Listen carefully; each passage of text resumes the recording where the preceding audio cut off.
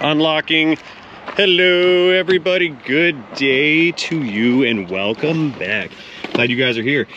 This is a 2012, I think, Hyundai Sonata. Pretty nice looking Sonata, especially for its age. Its mileage is, it's coming up right now. We have approximately 200,456 miles on the odometer. How about that? Customer states there is a warning light on, looks like an airbag light. They also state that the cruise control does not work, and on occasion we get like an ABS or a traction control system warning indicator that illuminates as well. So we're gonna go ahead and plug the scan tool into this unit, see if what that code says for the airbag. We're gonna look for some latent codes in the ABS module, go test drive the thing, and then we'll proceed to make recommendations from there. Scan tool powering on. Beep. Let's go ahead and pull this thing up and see what our codes tell us. In the meantime, we'll let the AC cool our cabin down some, get some ventilation going for some creature comforts, and then get this unit diagnosed and hopefully repaired. Now, this vehicle comes from far away. The folks are here down in sunny Florida on vacation, and they're gonna need this back fairly quickly. So I wanna get this thing diagged, get a part ordered, whatever we need, if it's feasible within the time frame, and get this thing repaired so they can drive it back on home up to the northernmost land of Tennessee. Let's see, oh, not engine. Let's go into airbag first because we have an airbag light on. Airbag, there we go. Let's hop in event 1 and event 2. That's interesting. There we go. Everyone mispronounces that word. We all say interesting because we're Americans and we're lazy with our speech, but I believe we're supposed to be saying interesting because it piques our interest, and so it is interesting. That's what I think. My estimation. I'm no English major, but that's my take on the situation. So anyway, we have a weight class, WCS weight classification system communication error history code, okay. And then we've got a B1346, that's 1346, driver airbag resistance high current code. So they're talking about this module right here, I believe, in the driver's side. Horn works, okay. So let's pull up some data. It says it has high resistance on the circuit. Let's see if we have data PIDs in here for resistance. So we're gonna back out of trouble codes. Oh, that's what I wanted, it was right there. Going back into trouble codes, data. This is what we're looking for. We want current data. It says the fault is present right now according to the trouble code. And looks like we have, here we go, driver's airbag, first circuit resistance in ohms, fail. See that? Second resistance, driver airbag, 2.6 ohms. 2.4 ohms on the passenger side, 2.3, 2.2, 2.1, 2.3, etc., etc., going through all of the airbags, passengers, drivers, the skirt side airbags. I think there's some in the doors. Lots of safety features. Either way, all of the airbags and pretensioners are showing between 2.2 and 2.6 ohms of resistance on the circuits, with the exception of the one that had said fail. And our fail airbag is this one right here. So we can either have a bad connection between this airbag to the airbag control module, which might be under the seat, it might be in the dash somewhere, I'm not sure where it's located.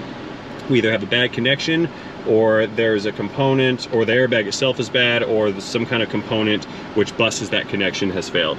Let us move on and check out our ABS system, and we're going to see if we have any trouble codes stored in ABS. No, oh, I've gone too far. 2.4. I keep doing that. I'm backing out of my menus way too far. Let's go anti-lock brakes right here. And let's see here, codes. What do we have for our indicators? Nothing, no codes present on our airbag system. Okay. Or I'm sorry, ABS system, that's a new one.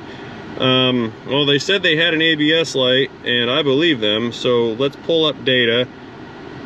And what I'm gonna do is I'm gonna pull up the PIDs for the wheel speed sensors. There should be 4 wheel speed sensor PIDs inside of the scan tool. One for the right front, left front, and then both of the rears. So 1, 2, 3, and 4. And it'll tell us the individual wheel speeds. And scrolling down, got them right here. Left front, left rear, 0, 0, 0. So let's go ahead, back this thing up, and we're gonna watch wheel speeds, and those should change. Let's check behind us. We have no pedestrians. I can see you. Nobody back there. Let's back it on up. And in reverse, we've got 1 mile per hour. So those wheel speeds are indicating. What can happen on occasion is you'll have a wheel speed sensor that can drop out, and while it has lost communication and connection, the thing can kick the lights on and cause a code to set, but then after you shut it down and then restart, the light would be off because it's not looking for any kind of signal to occur. So having no signal communication from a sensor would not trigger the light to be on. So as it self-tests when you key it on, it can either leave the light off or leave it on. Now if there's codes, they can stay stored in the system and may or may not turn off. Hello, school bus. So while I'm waiting on this break in traffic, what we're going to do is we're just going to go for a quick spin around the block.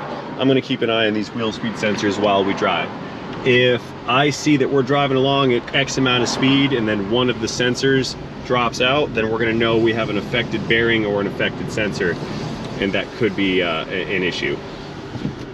So far, they're all in sync and they're lining up.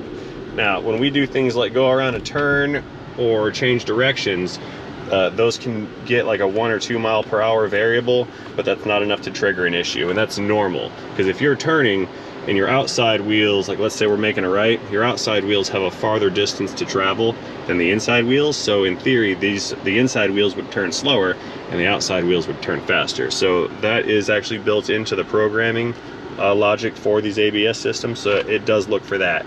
But if we make a right-hand turn and we're going 12 miles an hour, then one sensor drops down to 2 miles per hour, that's too much of a difference and it won't appreciate it. Watch right here, see it? Here we go, we're making a right, and we saw a slight difference in wheel speeds. So that's fairly normal. I'm not seeing any kind of issue there. Let's, what else did they talk about? Cruise control? Let's hit our cruise. Let's see if that cruise control is going to work at this time. So it did initiate and come on. See the cruise indicator? We'll head up and over the bridge. How's our traffic looking? Yep, ring ring, let's go. We'll head over the bridge, turn on cruise control, and see if it holds. So let's speed it on up, accelerating 88 miles per hour. How about 50? Yep, 50's fine. Let's go ahead and set it. Cruise is set. And it is not holding. It's not setting. See that? We are declining, or our speed is declining, and it will not set and will not resume. So it turns on, but it will not actuate. Okay. Lane switch. Let's get back to the shop. So we verified that the airbag system does have a fault. We verified that the cruise control is inoperative, and we don't have much to go off of regarding our wheel speed sensors and ABS system.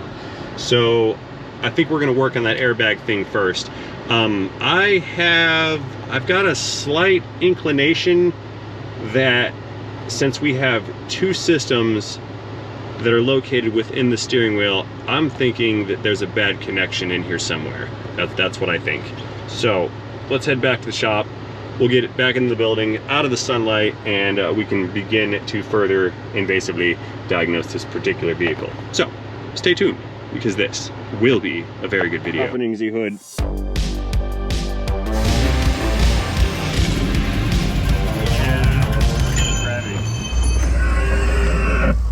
Oh, look who that guy is. All right, folks, back at the shop.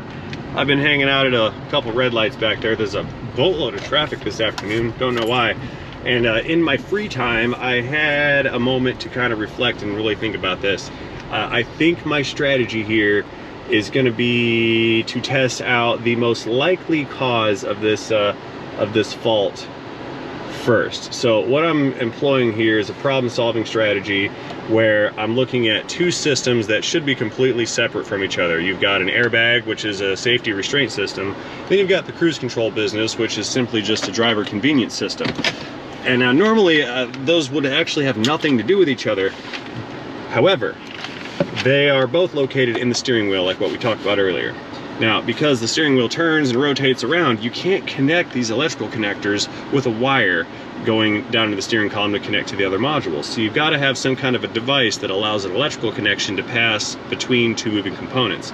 And inside of here, there's a component called the clock spring. The clock spring is a device that allows for a rotational motion and movement to occur and yet still be able to conduct and transmit electricity through said device. So it's basically just a big rotating wiring harness type of component. There we go. It's a component. So I think I'm going to pull the steering wheel off of this vehicle, and we're going to inspect our clock spring component located behind the steering wheel and behind the airbag, and we will see if there's any damage to that or bad connections. Perhaps it's full of dirt and grime or whatever. We're going to inspect and test that first before we do anything else, because it seems logical. We have one component that two sets of systems are working with, and yet both of those systems are inoperative. So we're going to check that clock spring straight away and see if that has anything to do with our situation here. Powering down. Now, how do we get the airbag and steering wheel off, you may ask? We're gonna do that very carefully, and I believe the answer is right here. See that little hole right there? Not the big one, the little one. See that guy? Over here on the other side, there's another little hole right in there. You guys see that? Now, at the bottom of that hole, it's gonna be hard to see through the camera, but there is a metallic little button. We're gonna go in there with a little screwdriver and press that button. See that? It popped loose the top of the airbag there. So now I'm going to go around to the other side, poke our device in, and that's just a little Torx bit on a driver. Poke that in, and I think that released. Yep. We pull the airbag back out. Did I get it? Yes, sure did. And it looks like there might be one more, maybe at the bottom. Yeah, I think there is. There's one more at the bottom. So we've got two of those bad boys popped loose. Let's get this bottom one here. Yipper. Got it. Okay, so now our airbag is loose from the steering wheel. Reposition myself some. I'm gonna pull this unit out and take a peek at what's going on. Yep, there's our suspected unit, the thing that's plugged in behind all this other business. So we need to get this airbag disconnected from the rest of the wiring here. Now that was the horn button wire. See that? I push the horn, we have no horn action anymore. That's the horn button. And these two connectors are for our airbag deployment circuits. Now we saw on the scan tool how there was a driver's 1 airbag and then driver 2 circuit. We have driver 1 and driver 2, so there's two separate circuits that can actuate this airbag. They build redundancy into them because it's a safety mechanism. So I need to get a flat bladed little screwdriver, pop these little safety clips loose, and those are actually, I think those are designed to actually short the wires together when they're pulled back and loose, and what that does is prevent accidental deployment of the explosive in the airbag. It must be done carefully and with caution, because if you blow an airbag up in your face, you can die. And that would be bad. And we will need a little pocket screw pry driver to pop those clips out. Let's head back into the cabin here and see what we've got to work with. So what we need to do is get behind this little piece of plastic here without breaking it. We don't want to break these things, and we pop those guys up until they stop. See that? Now that should have shorted that airbag circuit. I don't know if it actually did or not. I'm not certain that all of these connectors have a shorting bar built into them, but I think they all do. I think, I'm not 100% on that. So if I'm wrong, sorry, but that's my understanding. Anyway, here's our airbag. This thing is now separated and safe-ish. We're gonna put that over here. Don't fall, stay right there. Now we're free to start pulling apart the steering wheel. And what I'm gonna do, we're gonna go after our big center nut right here. I think that's a 21 millimeter. Take that guy loose, and we should be able to just wiggle the steering wheel off. I may have to use a puller, but we'll try to just yank it off first and then see what happens. Okay, a little bit of action with the 3/8 gun here from Milwaukee. Unclick, there we go. We have to recover the nut, and real easy to forget, but there's the little washer in there. So on the steering wheel, you can see the shaft coming through from the steering column. Then we've got this big aluminum housing here, and that splines into the shaft. That way it cannot rotate on the shaft, whether or not the nut is on or not. Then we've got these two threaded holes right here, and those are designed for the bolts on a puller. So what we need to do is get this puller in position right here. We're gonna bolt it on using these bolts. Then we will install, or we'll do it simultaneously, install this threaded rod here. That threaded rod is gonna press against the center stud, and as these bolts hold onto that aluminum housing, it's going to pull the housing away from the studded section of the column. So what I need to do here is thread this guy on. I'm assuming there's a master spline in there, meaning you can only put the steering wheel on in one orientation, but that's not always the case. So I need to rotate this steering wheel. Get in there, please. I need to rotate this wheel so it's horizontal on a flat plane. That way I don't put it on at the wrong angle and then we're driving down the road with a sideways steering wheel. So we just kind of angle that like so. That's straight and level according to my eyeballs. And now we just need to run this center stud down, and it's going to press against the shaft and pull the wheel off of the shaft. One could also mark the splines in this thing with like some paint or a crayon or a marker or something. But I think just holding it level is sufficient. So now it cracked loose. You heard the snap, crackle, and pop and all that good stuff. So now the steering wheel is free from the shaft, okay? So let's go ahead and pull our puller back off. We will not need this anymore. Set this guy aside and then we can remove the steering wheel. So we're still level and we're still splined in. Let's pull that back. Taking care to not yank the wires out, and I have made an error. I have to unplug this connector right here. That stays with the steering wheel. This is probably the circuitry for all the buttons and controls. So we pull that back off and stay here. It looks like there is in fact a master spline in there, so I don't have to worry about clocking this in the incorrect position. So I think I'm going to have to pull this bezel and whatnot off of here to get some more access to our clock spring assembly. I cannot tell if it is damaged at this point or not, but we can check that with a meter, I think. Phillips screwdriver coming in. Let's pop these little screw slash nuts or bolts or whatever out of here. It's a screw and a bolt. And that should separate the two halves of our little bezel right here. Let's try to pop this thing loose. There we go, that's clipped in. And on the bottom, there's another screw down here in the bottom. Let me get that one out real fast, like that guy loose. And there's probably a couple of screws that hold this device to the inners of the steering column. Innards, interiors, inside. Yep, there's our screw. Save that for later. And it's looking like no screws, but there are some clips here. We've got one going right here. Let's unclip that. And then one on the other side. Looks like there's one up top as well somewhere. Yeah, it's back here. There we go. Let's pull this guy off the shaft, and now we need to disconnect it electronically. Now, this is something to pay attention to. See how we have the yellow connector? This connector is connected to these connectors. So I suspect that our faulty connection or high resistance is somewhere in here between this connector and these connectors. So what we will do is we're going to disconnect all this good stuff and pull these guys apart. We can test it with a meter. We'll just check resistance between 1, 2, 3, and 4 pins inside of here, and then these 4 pins. If resistance is way off, we know that our fault is here. And if it's also open circuit, we know that our fault is here. So that's how we're gonna have to test this component.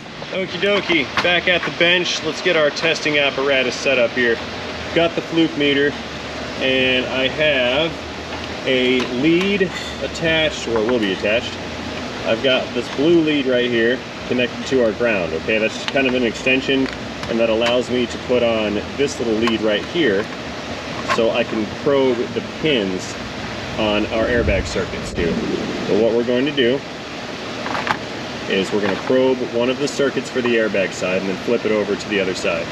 Now, this was the yellow connector, so that tells me that this is the other side of the airbag circuit where the vehicle plugs into it. And we're just going to go through, and we're looking 0.7 kilo ohms. We're looking for the correct wire here. 109.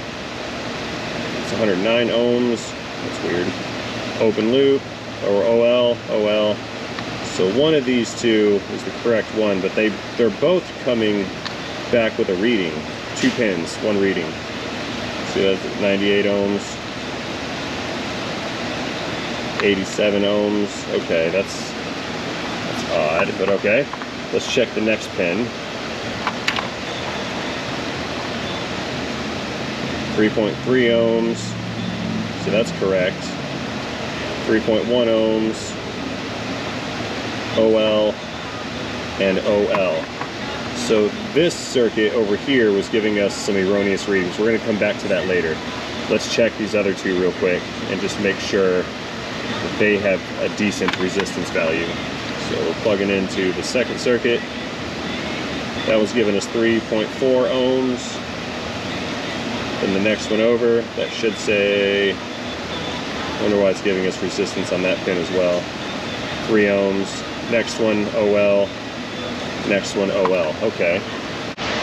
Yeah, I may have just been flawed in my testing mechanism in case there is a shorting bar in these connectors. Let's push those tabs back. See how we closed them up? Just to make sure that there's not a shorting bar there. Because I was getting resistance on both pins from the same connector, and I shouldn't have been. So let's recheck that. 2 ohms. 2.6, okay. So both sides were giving resistance. One more time. 3.4. 2.4, okay. So we are getting circuit resistance between the 2. Let's check the blue connector next. 2.9 ohms. Pin number 2, 2.9 ohms. All right, let's check this next one. 41 ohms.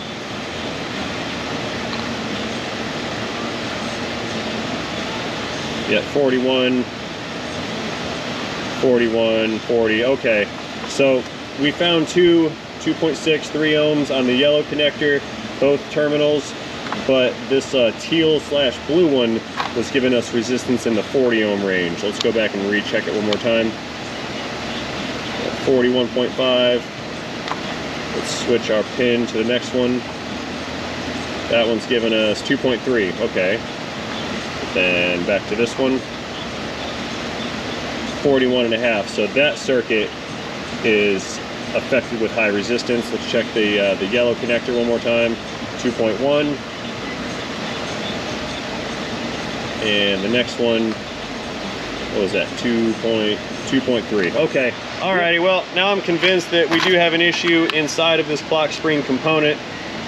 So I feel a lot better about performing an autopsy since I do not have a new one just yet. It's in the pipeline. We just walked away and got one ordered when you guys weren't looking. So let's pop these tabs off right here and see if we can't visually identify where the fault is. Maybe we can, maybe we can't, I don't know. It might look completely normal in here, but it also might look like junk. So let's pull this guy apart and see what happens.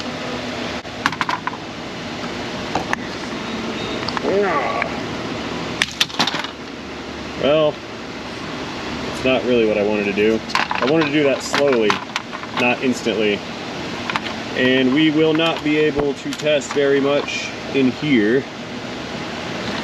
We have small circuitry. We have a ribbon connector, 4 wires, kind of like what used to be in the old PCs, just a big ribbon. The way this works is these ribbon connections wrap around, and they have space as they wrap and unwrap for the user to turn their steering wheel, yet this thing still makes an electrical connection. Either way, that's how it works. There's going to be no further testing inside of here. This thing is definitely junk now that I've taken it apart and sprung its stringiness. So now we're just waiting for a new one to show up. We'll be good to go. Hope it gets here soon. Alrighty, X amount of time has passed and we have a replacement unit right here. And it's appearing to me that the connectors are the same. And these connectors here are the same. They're also, are we color coded the right way? Yep. We've got the teal and the yellow. So we have a good replacement unit. Let us go ahead and get this guy installed. Then we can check everything with the scan tool, make sure resistance values are good, and then get this car back on the road. I'm hoping, fingers crossed, that we fix the cruise control issue at the same time as the airbag issue.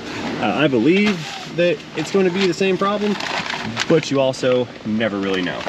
So what we need to do is get this unit plugged in. How'd that plug go? I think she plugs in this direction, maybe that one? No, oh, here we go, we got it. It goes like so. Right, yeah. Get in there, connector. Clickage. All right, that one's in. And then our little white one over here. Get that guy connected. Snap you in. It's good. Now we can slip this up and over the column. Then this guy snaps into place. It's got alignment pegs here. And then these little clips right here. One at the top, snap that one in, and then that one right there. Quick action complete. Alrighty, next, let's put the bezel back together. Slip that guy through, get it up in a position, hold it up, and then snap the top half together. Then we can start getting the screws in position. We'll get the 2 easy ones first. That one there. Next, right here, let's go ahead and lock this down. Screw clickage. That guy's good. And then our 3rd screw down at the bottom. Let's put that on our driver. Feed it up through the hole here. Let me find, there it is. Go ahead and screw that guy in. Oh good, the screw's catching. And it fell out. And then it fell into my shoe. That's fun. Redo. One more time. Beautiful. Alright, bottom screw's in position. Now, we need to feed the steering wheel in. So, what we'll do is slip these 2 airbag wires through the gap. We're lining up our master spline to connect our connector for the steering wheel controls. Then we've got the lock washer and the big nut. Thread that down, let's give it some impacts, tighten that down, and then we'll get the airbag and the horn button reattached. All right, couple impacts here. That guy is secure. Lock the wheel down. Now, let's go ahead and plug in, how's this gonna go? Plug in our connectors for the bags. I think, this is weird. It's gonna go this way, I believe. You better have the right connectors or I'm gonna lose my cool. I have them upside down. So it's gonna go this way. Snap that guy in, lock it down. And then the next one Push it in, lock it down. Of course, we cannot forget our horn button connector right there. Give it a push. The horn sounds, it's clicked in. There we go. Now, let's key her on. Restarting the engine, and we may now pull up our data. Let's go ahead and take a look. Current data, and the survey says, waiting. We have correct resistance. Driver's airbag resistance ohms, 2.8 ohms. There you go, see it right there? We're at 2.8 on circuit number 1. So now, we just need to clear the trouble codes out, and we'll watch that, that light turn off. So let's go ahead and back up some. Back into codes menu. Okay, same codes as before. Backing it out, clear trouble codes. Key on engine off. So let's power it down, hit the button, key it back on, powering back up, but we are engine off. System's coming to life, and erase trouble codes. DTC's erased, power it back off, power it back on, restarting the engine, and the survey says airbag light is gone. All right, I had my heart sunk for a moment there. Let's see here, let's turn on cruise control. So that actuates, turn off cruise control, that actuates. Backing out the auto, reverse, horn for safety, checking surroundings for safety. It says so on the screen. Checking mirrors, both sides looking good. Let's go out and hit the road here. Cruise control on. I'm very confident that I will solve that cruise control issue. Although it has remained undiagnosed, it makes sense that that was also a problem. Uh-oh, tow truck back there. I'm getting in the way. Sorry, Sam. See you later. Traffic's clear. We're good to go. We riding. Okay, cruise control is on. Let's go ahead and hit set. Set. Aha, look at there. Cruise control has set, and we're holding it 30-something, 2 miles per hour. Red light, braking. I think we got it, guys. We got it good. Beautiful. Alrighty, well, that will conclude today's diagnostic and repair on this particular Hyundai Sonata. Hope you guys enjoyed this video. Hope you found it to be mildly entertaining and perhaps somewhat educational. If you did find it to be either of those two things, please feel free to let me know about that in the comment section down below. Do not forget to tap that like and subscribe button while you're down there. And most importantly, have yourselves a fantastic day.